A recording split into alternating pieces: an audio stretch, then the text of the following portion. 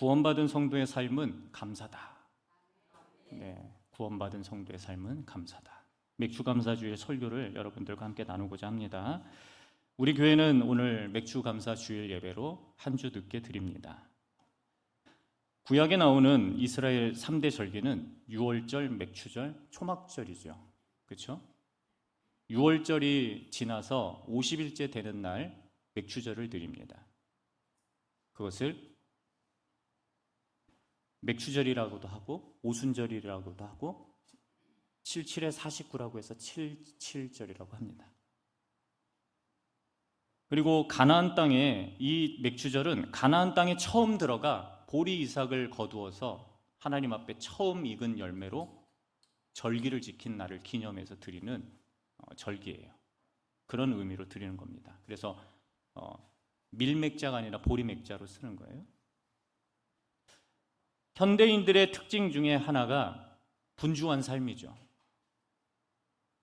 현대인들은 하루 24시간 모자랄 만큼 바쁘고 분주하게 살아갑니다. 특별히 청년들은 더 그래요. 여유가 없어요. 마음의 여유가. 그러니까 정규직, 기업이나 회사나 자신의 사업이나 이런 것들에 정규적으로 일하는 터전이 있으면 아이들이 좀 마음을 편하게 잡을 수 있겠는데, 정말 오전 9시에 출근해서 오후 6시에 퇴근하는 게 청년들의 꿈이에요. 실은 그만큼 비참하고 힘든 현실이 우리 청년들에게 펼쳐져 있어요. 대부분이 정규직이 아니라 계약직으로 일을 시작해야 되는 어려움이 있는 거죠. 그러니까 아르바이트도 잡을 두세 개 갖는 거는 기본이고, 그렇죠? 이렇게 힘들게 살아가는 우리 청년들이 있는데, 여러분의 가정에도 취업을 못해서 힘든 취준생들이 있을 거고, 그리고 여러분들 가운데도 자녀들이 퇴직해서 힘들어하는 그런 가정도 있을 거라고 생각합니다. 여러분 가정에 하나님의 인도하심과 보호하심과 그리고 앞길의 모든 열려지심이 가득하시기를 주님의 이름으로 축원합니다. 네, 현대 기독교인들은 분주한 삶을 살고 있어서 신앙생활하기 참 쉽지 않은데, 믿음의 성도라면 그래도 세상의 분주함에 핑계를 대면 안 된다라는 거예요. 그 이유가 이사야에 나와요. 과거 이스라엘 백성들이 하나님의 절기와 안식일을 지키지 않는 이유를 무엇이라고 핑계댔는지 아십니까? 바로 세상에서의 분주함 때문이었다. 그렇게 핑계를 대죠. 남유다 백성들은 하나님을 떠나 우상 숭배하고 율법에 불순종하는 삶을 늘 살아왔습니다. 남유다 백성들은 세상에서 바쁘고 분주하여 율법 지킬 수 없었다, 절기 지킬 수 없었다, 안식일 지킬 수 없었다, 그렇게 무시하면서 살아왔죠. 유다 백성들은 하나님의 구원과 은혜에 대해 기대감 없이 살아갔기 때문에 하나님께 드리는 예배, 절기, 하나님 앞에 드려지는 이 마음을 온전히 하나님 앞에 쏟지 못했어요. 그거에 따라 생긴 그 결과는 참으로 비참했고,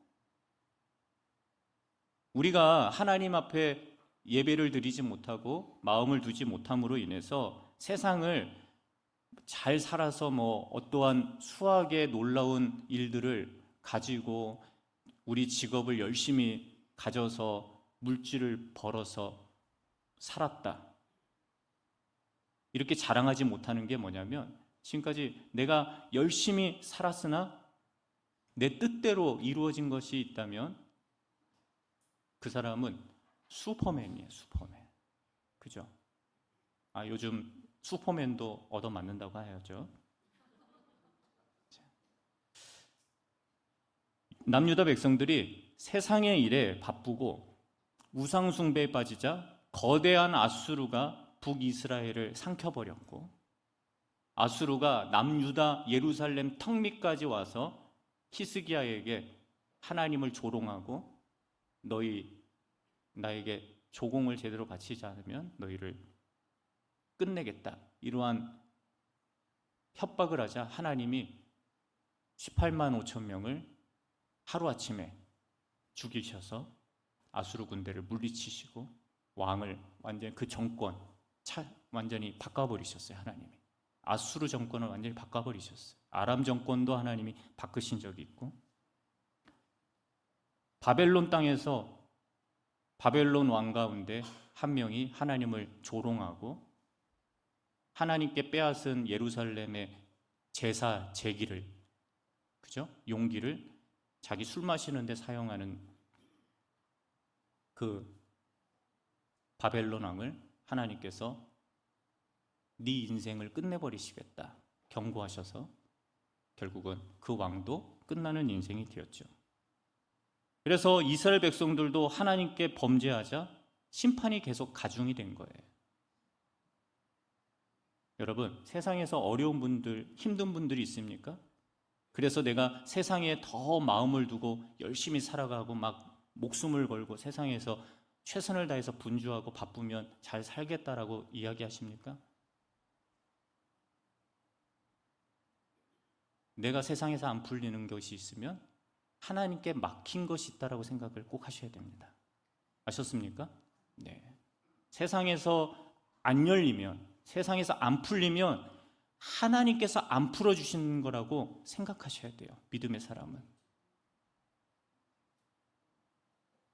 오늘 본문 12장에서 이사야 선지자는 희망 없는 시대 속에서 메시아를 희망하고 그렇게 살아가고 있었어요. 이사야는 이 땅에 오실 메시아를 기대하며 하나님의 구원에 감사하는 예언을 지금 선포하고 있어요. 이사야서가 굉장히 길거든요. 그런데 이사야 12장은 6절밖에 안 돼요. 되게 짧아요. 가장 짧은 이사야 성경 중에 한 장으로 되어 있는 이 성경 속에 놀라운 하나님의 구원의 메시지가 들어가 있다는 사실을 여러분들이 믿으시고 이 복음을 여러분들의 기쁨으로 삼으시면 좋겠습니다. 구원받은 성도는 하나님 앞에서 어떠한 삶을 살아야 하는지 본문을 중심으로 우리가 살펴보기를 원합니다. 1절 말씀 다 같이 우리 함께 화면에 띄워주신 말씀 다 같이 읽겠습니다. 그날에 내가 말하기를 여호와여 주께서 전에는 내게 노하셨사오나 이제는 주의 진노가 돌아섰고 또 주께서 나를 안위하시오니 내가 주께 감사하겠나이다 할 것이니라. 아멘. 우리가 이 말씀을 묵상하면서 생각해 보아야 할 첫 번째 포인트는 무엇입니까? 다 같이 따라할까요? 구원받은 성도는 하나님을 감사하며 살아갑니다. 네. 하나님을 감사하며 살게 되어 있습니다. 이사야가 말하는 그날이란 어떤 날을 말할까요? 선지자 이사야는 메시아 예수님의 탄생 그리고 여호와의 영이 강림하시는 날에 대해서 예언을 했어요. 그날이란 훗날에 예수 그리스도의 성육신의 탄생으로 완전히 성취가 되었죠. 그것이 바로 이사야가 말하는 그날이에요. 그날. 우리가 주의 구원에 감사하면 하나님은 그날 구원의 날에 무엇을 멈추시느냐면 여러분의 삶에, 여러분의 마음에 하나님의 무엇을 멈추시게 되어 있냐면 다 같이 따라해 보겠습니다. 진노. 네, 진노. 죄에 대한 진노를 멈추시겠다. 어느 날에요? 예수님을 믿는 날에. 예수님이 이 땅에 오신 날에, 구원의 날을 우리 가운데, 우리의 마음 가운데 선포되어 내가 구원받은 그 날에 하나님의 진노를 멈추시겠다. 그렇게 말씀하는 거예요. 사람의 죄는 하나님의 진노를 받을 수밖에 없습니다. 왜요? 하나님은 죄를 싫어하셔요. 하나님과 죄는 가까이 할 수가 없습니다. 그러나 우리가 죄를 회개하면 하나님은 우리를 용서하시고 구원의 은혜를 베푸신다라고 말씀하고 계세요. 하나님은 그날, 구원의 날에 죄인에 대한 심판과 진노를 그치시겠다. 여러분에게 하나님께서 어려움을 주신 문제를 해결해 주시겠다. 여러분의 마음에 불안감과 죄의식에 죄책감에 시달리고 있는 그 마음에 진노를 거두시겠다. 그렇게 말씀하고 계십니다. 구원의 하나님께 감사하는 성도는 죄에서 용서를 받아요. 이것이 구원을 믿는 성도가 마땅히 감사해야 할 이유이죠. 이유. 그죠? 시편 50편 23절 말씀 다 같이 한 목소리로 읽겠습니다. 감사로 제사를 드리는 자가 나를 영화롭게 하나니 그의 행위를 옳게 하는 자에게 내가 하나님의 구원을 보이리라. 아멘. 성도 여러분, 예수 그리스도를 믿음으로 영원한 구원을 여러분 믿으십니까? 네, 구원은 단번에 이루어지죠.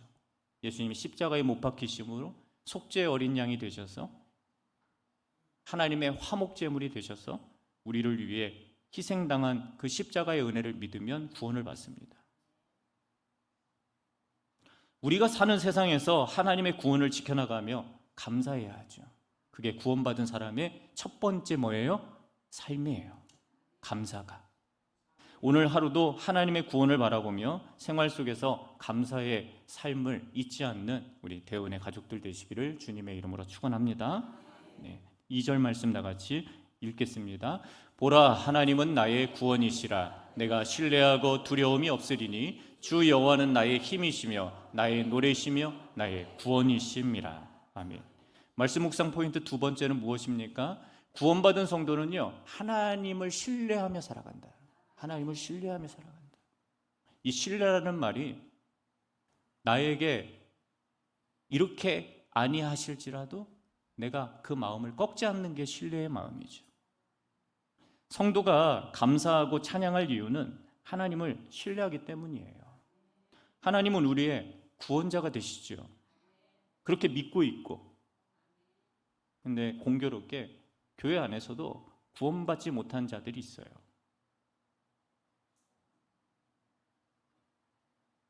저는 하나님께 구원받은 사람이 그렇게 신앙생활을 할 수가 없어요. 구원받지 못했기 때문에 그렇게 신앙생활을 하는 거예요. 어떻게 보면 강한 표현일 수 있겠지만 구원받은 하나님의 백성이 그렇게 하나님 앞에 자신의 이마를, 자신의 완강한 교만을 드러내게 하는 건 하나님 싫어하세요. 하나님 앞에 이마를 내비친다는 거, 그게 완고한 백성이라는 말이에요. 왜요?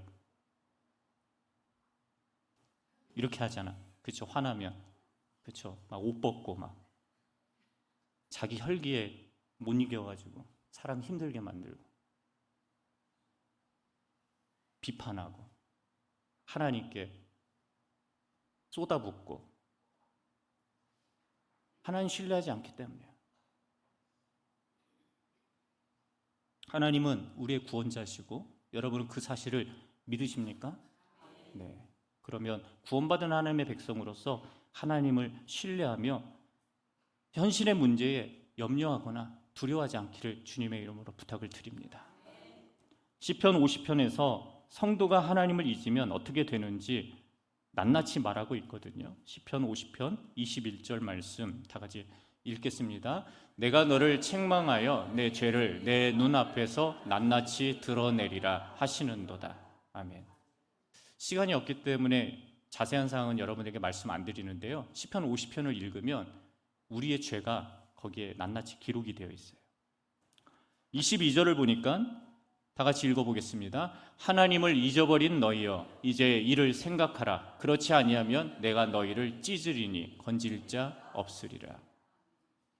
이 하나님의 경고를 잊지 않는 우리 대원교회 성도들 되시기를 바랍니다. 우리가 죄 가운데 방황했던 과거 일들을 끝내고 하나님께 돌아와야죠.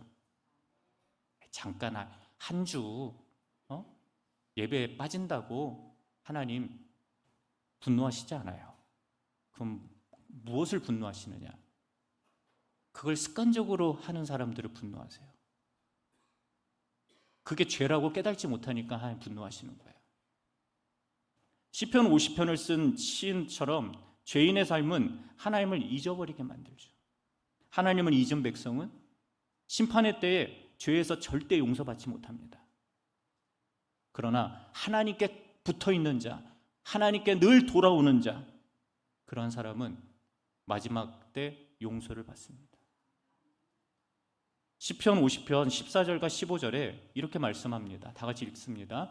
감사로 하나님께 제사를 드리며 지존하신 이에게 내 서원을 갚으며 환난 날에 나를 부르라. 내가 너를 건지리니 내가 나를 영화롭게 하리로다. 아멘. 하나님의 구원에 감사하는 사람은 지존하신 하나님께 서원을 갚고 하나님의 뜻에 맞게 신뢰를 하죠. 하나님을 신뢰하죠. 하나님은 우리의 힘이십니다. 신뢰하고. 하나님은 나의 노래이십니다. 신뢰하고. 하나님을 향한 노래보다 트로트를 좋아하시면 안 돼요. 아셨죠?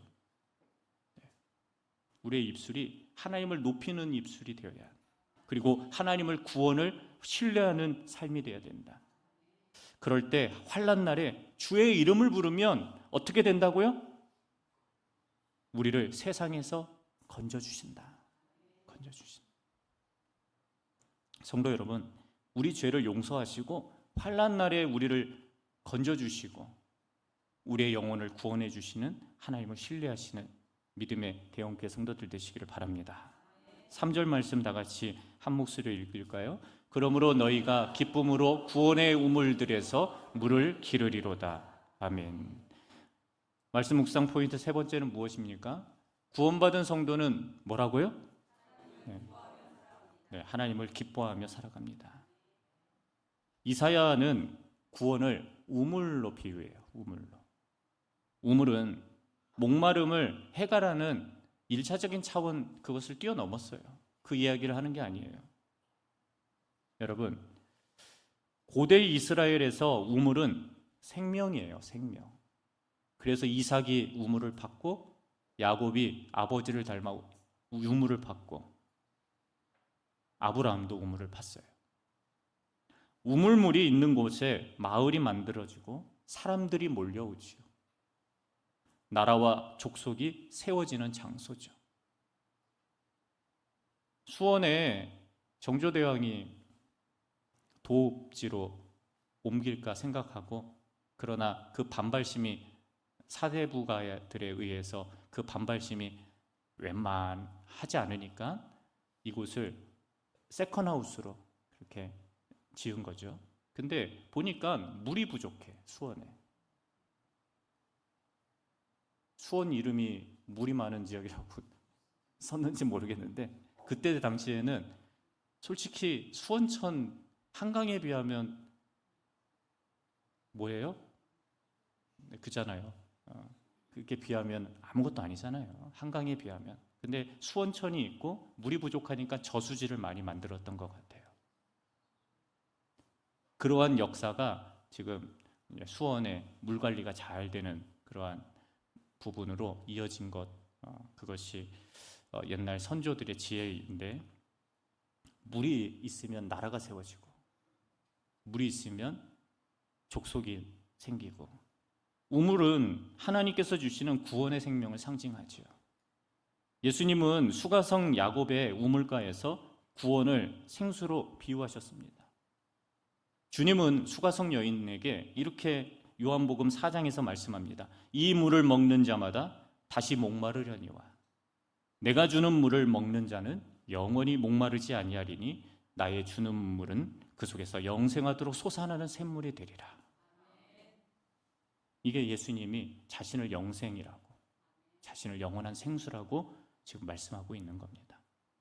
성도 여러분, 주님의 구원이 우리의 삶에서 날마다 솟아나는 샘물처럼 기쁨으로 충만한 신앙생활을 하셨으면 좋겠습니다. 우리 대원교회 성도들이 예배에 나와서 웃으면서 예배드리고, 서로 칭찬하며 예배드리고, 서로 격려하며 예배드리고, 늘 밝은 모습으로 하나님 앞에 그렇게 신앙생활하는 그런 대원교회가 되었으면 좋겠습니다.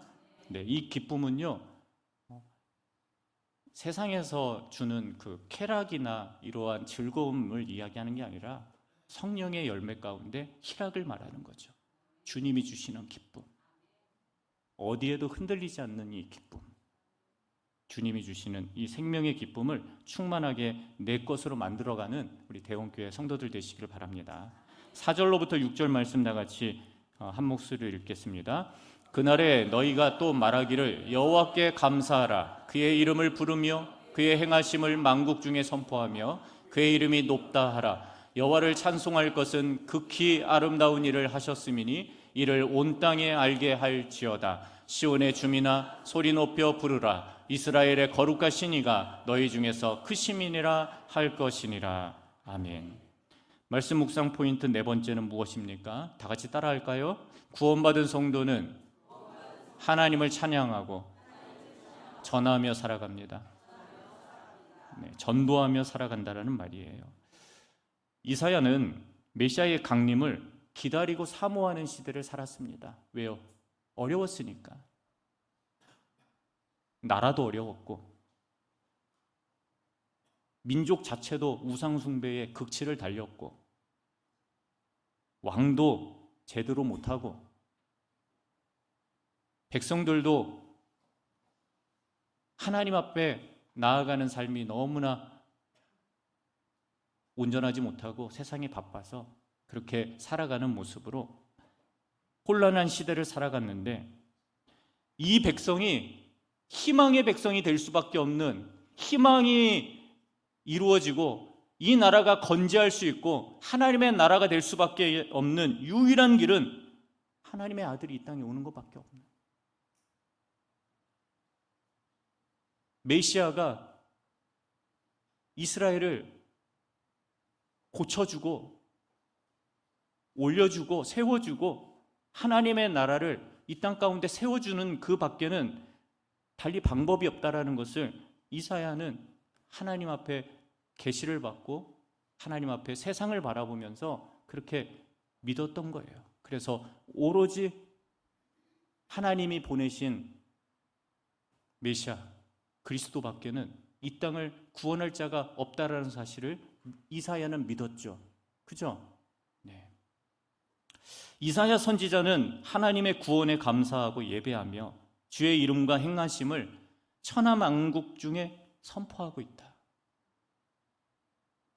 오늘날 우리는 이미 오신 메시아를 믿잖아요. 그죠? 우리 그리스도를 믿잖아요. 예수님을. 그리고 장차 다시 오실 예수님도 믿고 계시죠? 네, 맞습니다. 구원받은 성도가 해야 할 진정한 신앙과 삶이 무엇입니까? 성도가 하나님의 이름과 행하신 일을 찬양하고 전도하며, 이러한 삶이 복음의 전도이고 예수님이 우리에게 맡기신 이 복음의 일을 여러분들이 힘써 실천하시기를 주님의 이름으로 축원합니다. 성도 여러분, 하나님께서 직접 역사하신 구원의 일을 찬양하세요. 하나님이 우리 부모님을 전도해서 예수님 믿게 만드신 것을 찬양하고, 내 자녀가 주님께 돌아온 것을 찬양하고, 새 가족들이 주님께 나온 것을 찬양하고, 우리가 먼저 된 자들이 기뻐 그들을 환영하고, 하나님께 이 예배가 기쁨과 충만함으로 가득 찬 예배로 여러분들이 하나님을 높이시고 나가서 내 삶 가운데 주님을 드러내는 전도의 일을, 이웃에게 복음을 전하는 일을 우리 대원교회 성도들이 하셨으면 좋겠습니다. 하나님의 구원은 예수 그리스도의 오심과 십자가의 죽으심과 3일 만에 부활하심과 승천하심으로 다시 예수님이 오실 일들로 우리의 삶에 이미 하나님의 구원이 성취되었어요. 이제는 예수님의 재림밖에는 없다. 그 마지막 예언 분명히 이루어질 거라고 믿습니다. 복음은 단지 사람이 하는 일이 아니에요. 예수님의 복음은 하나님께서 행하시는 일이지 사람이 하는 거 아니에요. 남편 구원받게 하는 것 우리 능력으로 할 수 없어요. 하나님이 바꿔주셔야 돼요.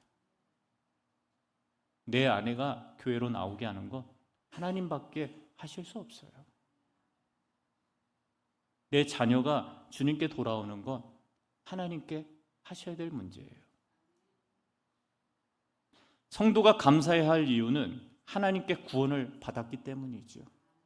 그러므로 우리 모두가 시온의 백성들처럼 우리가 온 세상이라고 생각하는 장소가 있잖아요. 그죠? 온 세상에 복음 전하는 교회 했더니 목사님 우리 알래스카 가야 됩니까? 이렇게 말하는 사람들이 있는데, 온 세상이라는 것은요 여러분의 가정을 말하는 거예요. 여러분의 직장을 말하는 것이고 여러분의 삶의 터전을 말하는 거예요. 만나는 사람들을 말하는 거예요. 온 세상이라고 생각하는 곳곳마다 하나님을 찬양하고 구원의 복음으로 여러분들이 내가 빛과 소금 그리스도의 향기로 내 삶의 모습으로, 우리의 입술로 그러한 주의 복음을 나타내시는 그런 삶을 살아가시기를 바랍니다. 네. 아유, 가끔 신경질 날 때도 있지. 그치? 한두 번도 아니고 남편이 교회 나가자고 하니까 안 받아줘. 그러면 남편에게 잔소리 할 때도 있죠. 왜 없겠습니까? 그런데 그거 돌이켜서 더 잘하라는 얘기잖아요. 그렇잖아요. 우리의 연약함과 한계를 하나님도 분명히 알고 계시기에 하나님은 그런 것들로 여러분을 원망하지 않고 여러분을 나무라지 않으세요.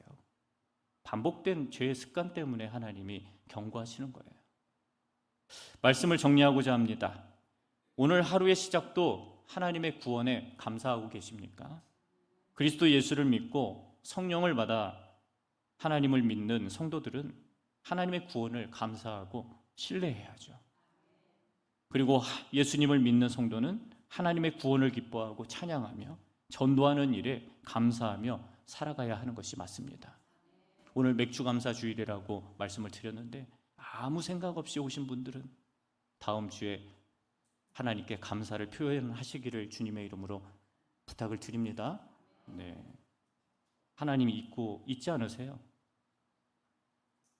다 함께 따라해 볼까요? 오늘 중요한 말씀 여러분들과 함께 이 말씀을 한번 보았으면 좋겠습니다. 다 함께 따라하세요. 믿음의 삶이 감사요. 감사의 삶이 믿음입니다. 아멘. 다윗도 시편의 기자들도 선지자들도 믿음이 감사고 감사가 믿음이라는 것을 고백했어요. 여러분, 믿음 있는 사람은 하나님께 감사합니다. 그리고 하나님께 감사하는 사람은요, 믿음 있는 사람이에요. 하나님께 감사하지 않는 사람은 믿음이 없는 사람이에요.